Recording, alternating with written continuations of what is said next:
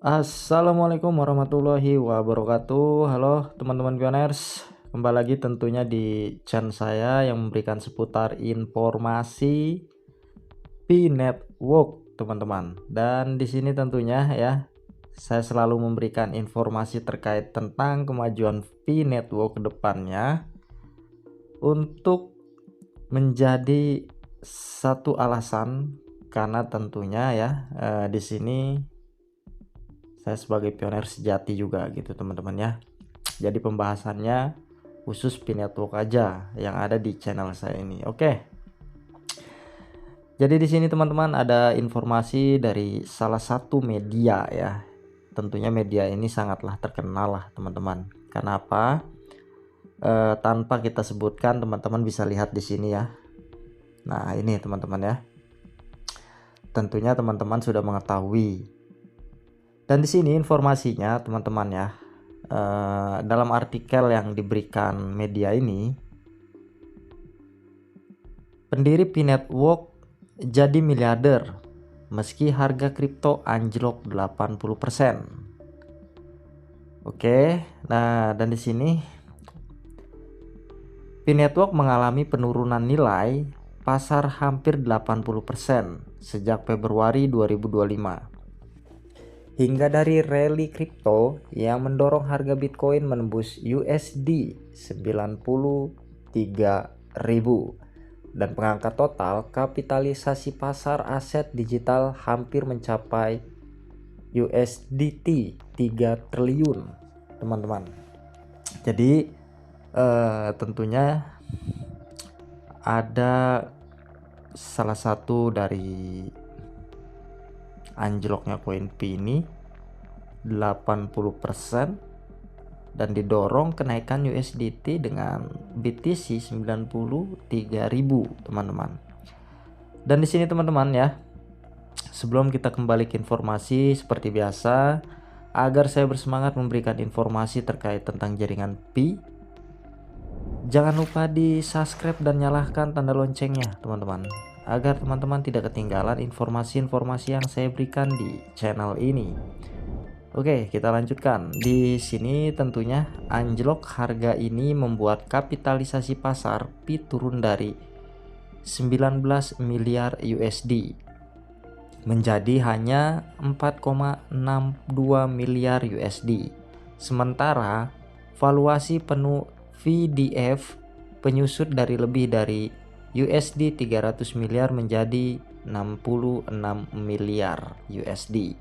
Meski mengalami penurunan tajam, data publik menunjukkan Nicholas Kokalis dan Cheng Diovan, pendiri P-Network, diam-diam telah menjadi miliarder. Kripto berkata, alokasi token yang strategis. Menurut laporan terbaru dari Crypto News, P-Network memiliki pasokan maksimum sebanyak 100 miliar token, di mana 65 miliar token telah dialokasikan untuk komunitas pengguna global mereka yang dikenal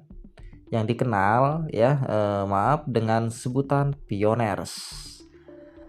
Nah, dan di sini artikelnya teman-teman ya, jadi jangan di skip tentunya agar kita mengetahui informasi-informasi dari kemajuan P-Network, adapun yang memberikan artikel teman-teman ya, karena tentunya jika kita ingin mengetahui pengetahuan kita, jangan bosan-bosan teman-teman ya untuk mendengar informasi terbaru. Adapun utamakan mendengar ataupun membaca teman-teman ya. Di sini tim pengembang inti termasuk Kokalis dan Van menguasai 20 miliar token yang kini bernilai sekitar 13,2 miliar USD. Berdasarkan FDV saat ini jika dibagi rata-rata masing-masing pendiri memiliki kekayaan kertas paper net worth lebih dari 6,6 miliar.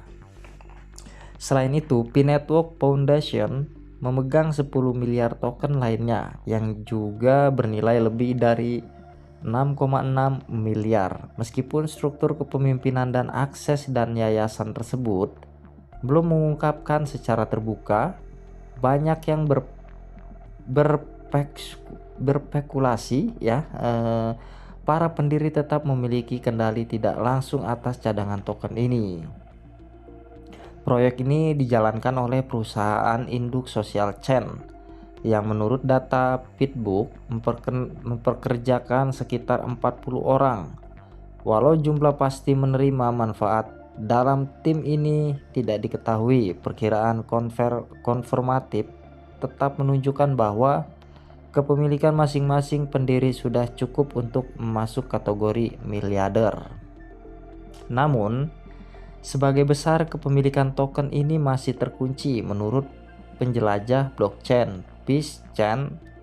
Token-token tersebut baru akan dilepas secara bertahap hingga Mei 2028 dengan rata-rata pelepasan 131,2 juta token setiap bulan yang saat ini bernilai 87 juta USD.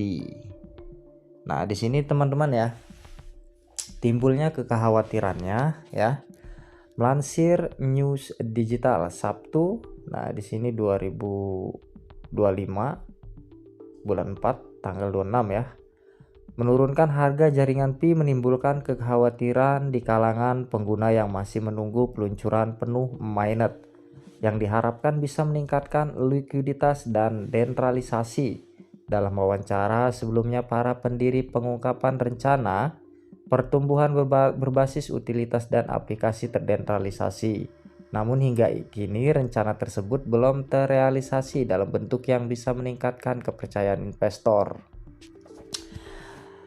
Nah, tentunya ya teman-teman ya, namanya setiap proyek itu setidaknya kita sebagai founder gitu ya, bahasanya pemilik proyek, setiap membuat proyek tentunya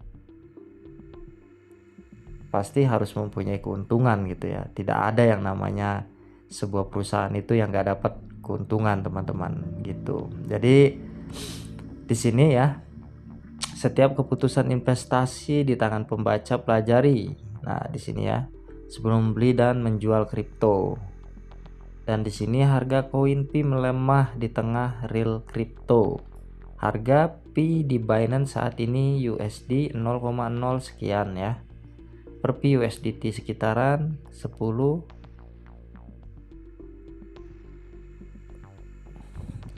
Pi USDT pada Sabtu. Nah, di sini teman-teman, harga Pi Network Picoin masih bertahan dan belum menunjukkan tanda-tanda pemulihan besar.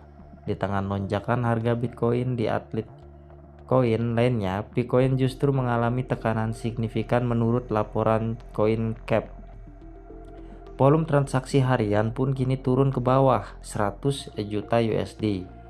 Selain satu alasan utama mengapa harga Picoin stagnan adalah karena belum tercatat di bursa kripto besar seperti Binance, Coinbase, dan Upbit. Nah, di sini teman-teman ya, mungkin ada penekanan atau penurunan dan kita juga belum mengetahui sampai saat ini kenapa Pi Network ini belum masuk ke dalam bursa besar seperti Binance ataupun Coinbase gitu ya. Mungkin dari founder atau dari CEO-nya itu belum pas teman-teman ya, belum pas, adapun belum menemui kecocokan gitu dari peraturan-peraturan di antara sesama founder ya, ataupun itu CEO.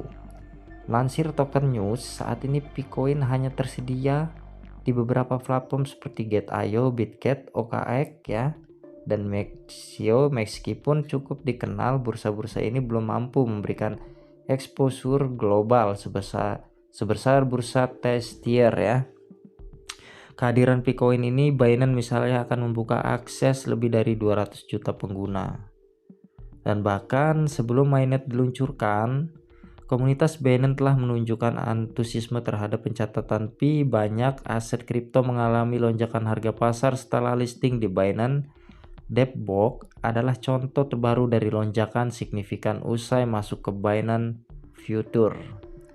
Selain itu, update menjadi bursa penting lainnya berbasis di Korea Selatan, Upbit ya dikenal dapat mendorong harga aset secara cepat. Contohnya, harga Orsat naik 170% hanya sehari setelah terdaftar di platform ini. Bursa ketiga berpotensi besar adalah Coinbase yang bisa membuka akses Pi ke pasar Amerika Serikat. Tanpa dukungan dari bursa-bursa besar ini, Pi mungkin besar akan tetap terbatas. Masalah lain menekan harga Pi adalah rencana distribusi token dalam jumlah besar dalam 12 bulan ke depan. Diperkirakan sekitar 1,6 miliar token Pi senilai lebih dari 1 miliar USD akan dilepas ke pasar. Jika permintaan tidak meningkat sebanding supply yang tinggi, ini bisa semakin menekan harga. Nah, di sini teman-teman ya, karena tentunya bursa itu mempunyai fluktuatif teman-teman ya. Setiap namanya kripto yang sudah masuk di dalam bursa itu fluktuatif. Jadi itu nanti tinggal diatur dengan strategi pihak Ortimnya itu ke depannya bagaimana ya lingkungannya ataupun nanti perkembangan-perkembangan yang telah memasuki peraturan-peraturan yang sudah diterapkan dengan jaringan Pi ataupun founder Pi Network itu sendiri, Dr. Nicholas Kokalis ya. Dan di sini ya teman-teman, di sini bukan untuk mematahkan kesemangatan teman-teman ya. Tentunya di sini kita setidaknya harus mengetahui gitu ya. Harus mengetahui perkembangan-perkembangan, jangan hanya di dalam jaringan Pi itu aja sendiri teman-teman. Dan tentunya kita sebagai penambang Pi Network ya, adapun kripto tentunya kita harus mengetahui gitu ya, harus mengetahui strategi core team, adapun kemajuan-kemajuan yang lain teman-teman, agar kita itu menambah wawasan. Jangan hanya mempercayai satu nilai saja teman-teman ya, karena suatu nilai yang besar itu tidak mungkin langsung terjadi seperti membalikkan telapak tangan, butuh proses teman-teman. Adapun di bursa, adapun di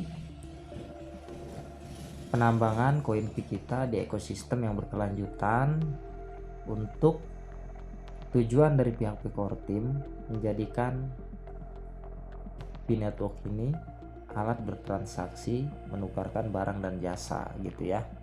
Dan semoga informasi ini bisa dicerna dengan teman-teman pioner dalam artikel yang diberikan oleh sosial media ini ya. Dan di sini apabila teman-teman berkenan, silahkanlah dibagikan ke teman-teman yang lain agar teman-teman yang lain mengetahui informasi terkait ini. Dan tentunya jangan lupa di subscribe dan nyalakan tanda loncengnya teman-teman, agar teman-teman tidak ketinggalan informasi-informasi yang saya berikan di channel ini. Dan apabila saya ada salah-salah kata, saya minta maaf yang sebesar-besarnya. Assalamualaikum warahmatullahi wabarakatuh.